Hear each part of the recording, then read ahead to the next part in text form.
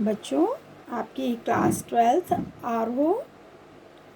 इस बुक में हम महादेवी वर्मा का भक्तिन रेखात्मक संस्मरण जो है, संस्मरणात्मक रेखा चित्र जो है वो पढ़ रहे थे। हम पेज नंबर 79 पर थे। आप लोग भी ओपन कर लीजिए। युद्ध को देश की सीमा में बढ़ते देख जब लोग आतंकित हो उठे, तब भक्तिन के बेटी दामाद उसके नाती को लेकर बुलाने आ पहुंचे। उसको बुलाने के लिए आ गए।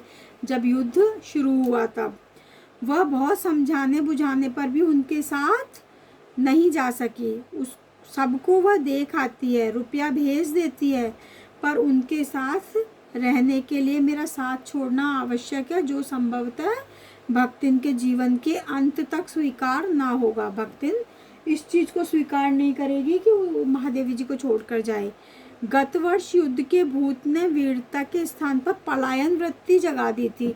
लोग वीरता से सामना नहीं करना चाहते थे, उस जगह से जाना चाहते थे।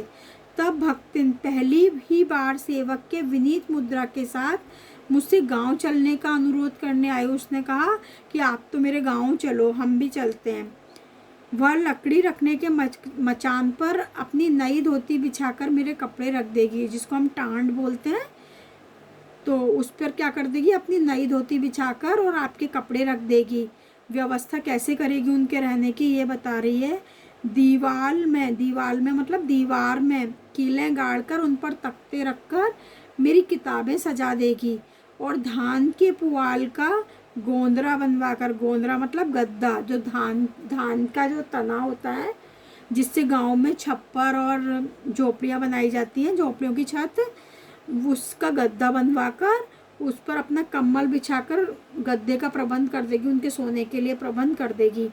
मेरे रंग स्याही आदि को नई हांडियों में संजोकर रख देगी। कागज पत्रों को छीके में यथाविधि एकत्र कर देगी, मतलब उनके रहने की सारी व्यवस्था कर देगी। मेरे पास वहां जाकर रहने के लिए रुपया नहीं है। यह मैंने भक्तिन के प्रस्ताव को अवकाश न देने के लिए कहा था, पर उसके परिणाम में भक्तिन ने क्या किया, मुझे विस्मित कर दिया।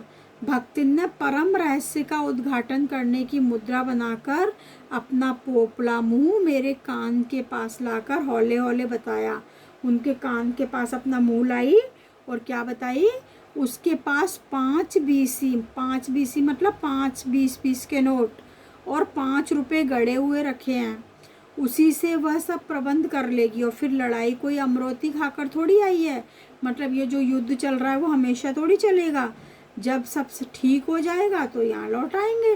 भक्तिन की कंजूसी के प्राण पूंजीभूत होते होते पर्वताकार बन चुके थे, परंतु वह उदारता के डायनामाइट ने क्षण भर में उन्हें उड़ा दिया। मतलब बड़ी कंजूस थी वैसे तो वो, लेकिन जब वो उदार बनी तो वो अपनी जो उसने पैसा जोड़ रखा था उसको भी महादेवी जी के लिए खर्च करने को तैयार हो गई।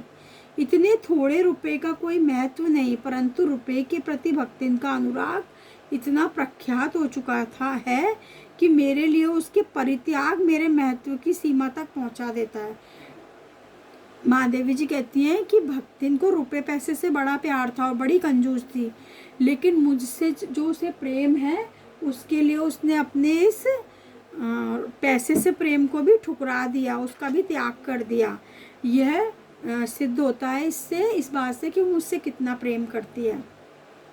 भक्तिन और मेरे बीच सेवक स्वामी का संबंध है, यह कहना बड़ा कठिन होगा, क्योंकि ऐसा कोई स्वामी नहीं होता जो इच्छा होने पर भी सेवक को अपनी सेवा से हटा ना सके। हटा सकते हैं ना सेवक को कभी भी कि भाई कल से आप मत आना। और ऐसा कोई सेवक भी नहीं सुना कि स्वामी के चले जाने का आदेश पाकर कि उस सेवक से स्वामी कह दे कि तुम चले जाओ और अवज्ञा से हंस दे। भक्तिन से महादेवी जी ने कई बार कहा भी होगा कि आप तुम अपने गाँव चली जाओ, तो वो हंसकर टाल गई। भक्तिन को नौकर कहना उतना असंगत है जितना अपने घर में बारी बारी से आने जाने वाले अंधेरे उजाले और आंगन में फूलने वाले गुलाब और आम को सेवक मानना। वे जिस प्रकार एक अस्तित्व रखते हैं जिससे सार्थकता देने के लिए हम सुख दुख देते हैं, उसी प्रकार भक्तिन का स्वतंत्र व्यक्तित्व अपने विकास के परिचय के लिए ही मेरे जीवन को घेरे हुए है। पेज पलटिए आप लोग, पेज नंबर 80। परिवार और परिस्थितियों के कारण वह स्वभाव में जो विषमताएं उत्पन्न हो गई हैं, उनके भीतर से एक स्नेह और सहानुभूति की आभा फूटती है। जो विषमताएं उसके स्वभाव में आ गई हैं, उसका अक्खड़पन जो हम पढ़ चुके हैं, किसी से भी झगड़ लेती है, वो उसके जीवन और परिवार में जो उसने परिस्थितियां देखी उसके कारण उसका स्वभाव ऐसा हो गया है। इसी से उसके संपर्क में आने वाले व्यक्ति उसमें जीवन की सहज मार्मिकता पाते हैं। छात्रावास की बालिकाओं में से कोई अपनी चाय बनवाने के लिए दहली पर बैठ जाता है, उससे चाय भी बनवा लेती हैं। जो छात्रावास में लड़कियां रहती थी, छात्रावास होता है हॉस्टल। कोई बाहर खड़ी मेरे लिए बने नाश्ते को चक्कर उसके स्वाद की विवेचना करती कि कैसा बना है। मेरे बाहर निकलते ही सब चिड़ियों के समान उड़ जाती, सब वापस भाग जाती थी, जैसे आप लोग टीचर को देख के क्लास में चले जाते हो, और भीतर आते ही फिर वापस यथास्थान विराजमान हो जाती, वापस बाहर आ जाती। इन्हें आने में रुकावट ना हो संभवतः इसी से भक्तिन अपना दोनों जून का भोजन सुबह ही बनाकर ऊपर वाले आले में रख लेती थी। इसलिए क्या करती थी वो कि दोनों टाइम का खाना खुद के लिए जो बनाती थी वो सुबह ही बना लेती थी, और खाते समय चौके का एक कोना धोकर पाक छत सनातन नियम से समझौता कर लेती थी। मेरे परिचितों और साहित्यिक बंधुओं में भी भक्तिन विशेष परिचित थी। जो उनके साहित्यिक बंधु थे और परिचित थे महादेवी जी के, उनको भी जानती थी, पर उनके प्रति भक्तिन का सम्मान की मात्रा उनका उतना ही सम्मान करती थी जितना वे महादेवी जी का सम्मान करते थे। उनके प्रति उनके सम्मान की मात्रा पर निर्भर है, और सद्भाव उनके प्रति मेरे सद्भाव से निश्चित होता था। अगर वो उनसे पोलाइटली बोलते थे तो वो भी उनसे पोलाइटली बोलती थी। इस संबंध में भक्तिन की सहज बुद्धि विस्मित कर देने वाली थी, उसको पता चल जाता था। वह किसी को आकार प्रकार और वेशभूषा से स्मरण करती है तो किसी को नाम के अपभ्रंश द्वारा। कवि और कविता के संबंध में उसका ज्ञान बढ़ा है, पर आदर भाव नहीं। किसी के लंबे बाल और अस्त व्यस्त वेशभूषा देखकर क्या कहती थी, का वो कविता लिखे जानते हैं, क्या वो कविता लिखेंगे, अगर वो कपड़े वपड़े ढंग से नहीं पहनते थे तरीके से, और तुरंत ही उनकी अवज्ञा प्रकट हो जाती। तब वो कुछ करिए धरिए ना, बस गली गली गाओत बजाओत फिरे। वो कुछ भी नहीं करेंगे, बस गली गली गाते बजाते फिरते रहते हैं।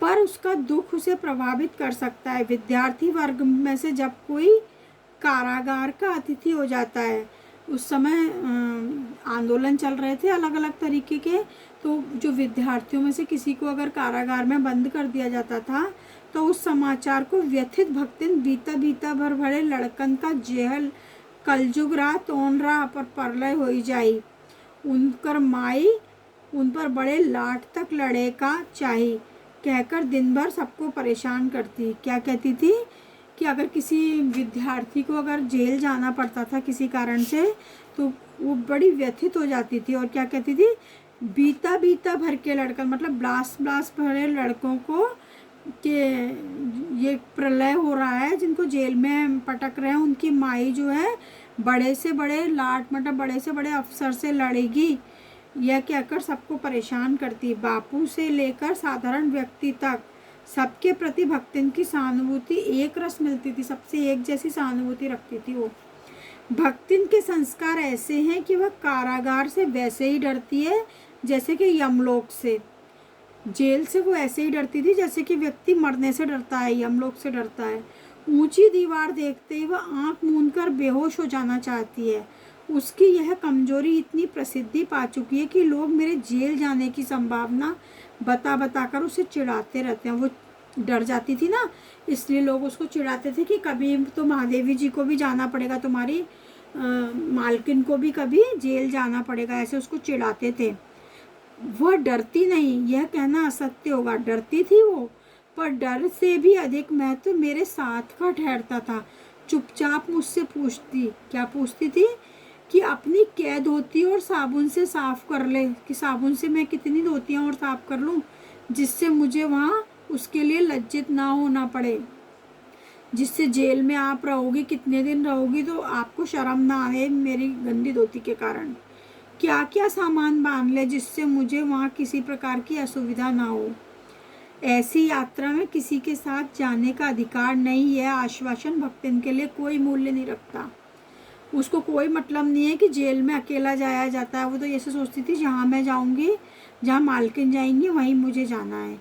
वह मेरे न जाने की कल्पना से इतनी प्रसन्न नहीं होती थी, इस बात से इतनी खुश नहीं होती थी कि महादेवी जी जेल नहीं जाएंगी, जितनी अपने साथ न जा सकने की संभावना से उतनी अपमानित अपने आप को महसूस करती थी कि महादेवी जी को अकेला जेल जाना पड़ेगा। इस बात से अपने आप का अपमान समझती थी वह। भला ऐसा अंधेर हो सकता है कि जहाँ मालिक वहाँ नौकर? मालिक को ले जाकर बंद कर देने में इतना अन्याय नहीं, पर नौकर को अकेले मुक्त छोड़ देने में पहाड़ के बराबर अन्याय है। मतलब चाहो तो नौकर को बंद कर दो, लेकिन मालिक को बंद कर दो और नौकर को खुला छोड़ दो, ये तो अन्याय है। किसकी नज़र में? भक्तिन की नज़र में। ऐसा अन्याय होने पर भक्तिन को बड़े लाट तक लड़ना होगा। अगर ऐसा हुआ तो क्या करेगी भक्तिन? बड़े अफसर से लड़ेगी। किसी की माई यदि बड़े लाट तक नहीं लड़ी तो नहीं लड़ी, किसी की भी माँ नहीं लड़ी होगी तो नहीं लड़ी होगी, पर भक्तिन का तो बिना लड़े काम ही नहीं चल सकता। इतना प्रेम करती थी वो महादेवी जी से। ऐसे विषम प्रतिद्वंदियों की स्थिति कल्पना में भी दुर्लभ है। मैं प्राय सोचती हूँ, अब महादेवी जी कहती हैं, मैं प्राय सोचती हूँ जब ऐसा बुलावा आ पहुँचेगा जिसमें न धोती साफ करने का अवकाश रहेगा, न सामान बांधने का, न भक्तिन को रुकने का अधिकार होगा, न मुझे रोकने का, तब चिरविदा के अंतिम क्षणों में यह देहातीन वृद्धा क्या करेगी और मैं क्या करूँगी? मतलब जब चिर निद्रा में सोने का वक्त आ जाएगा इसका या मेरा, तब हम क्या करेंगे? तब मैं इसको क्या जवाब दूंगी? ये मुझसे क्या कहेगी? भक्तिन की यह कहानी अधूरी है, पर मैं उसे खोकर इसे पूरी करना नहीं चाहती। मैं उस भक्तिन को मैं भी नहीं खोना चाहती। ठीक है, समझ आया आप लोगों को?